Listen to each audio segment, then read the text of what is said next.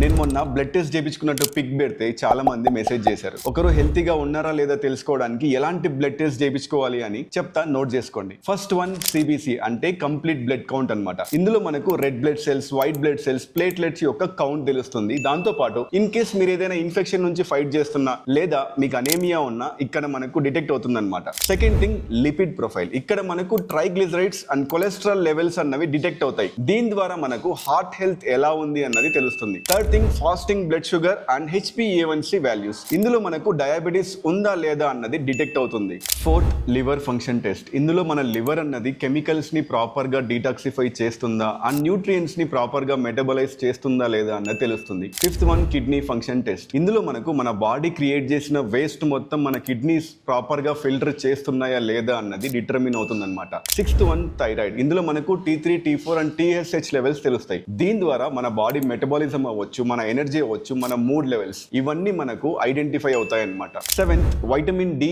And B12. ఈ రెండు vitamin deficiencies తో మన వాళ్ళు చాలా మంది ఇబ్బంది పడుతూ ఉంటారు. So don't miss this. Eighth CRP levels అంటే సి రియాక్టివ్ ప్రోటీన్ అన్నమాట. ఇది వచ్చేసి మన ఇన్ఫ్లమేషన్ లెవెల్స్ ని డిటర్మిన్ చేస్తుంది. ఇన్ కేస్ CRP లెవెల్స్ ఎక్కువ ఉన్నాయనుకోండి, మనకి ఏదో ఒక life style issue or life style disease ఉన్నట్టు. సో ఇది కూడా మీరు చెక్ చేయించుకోవాలి. ఇప్పుడు చెప్పిన ఈ 8 టెస్ట్ అన్ని ప్రతి ఒక్కరు 6 months కి లేదా 1 year కి ఒక్కసారి డెఫినెట్లీ చేయించుకోవాలి. ఇన్ కేస్ డెఫిషియన్సీస్ ఉంటే ఒక మంచి హెల్త్ కేర్ ప్రొఫెషనల్ ని కన్సల్ట్ అయ్యి కావాల్సిన ప్రికాషన్స్ తీసుకోండి.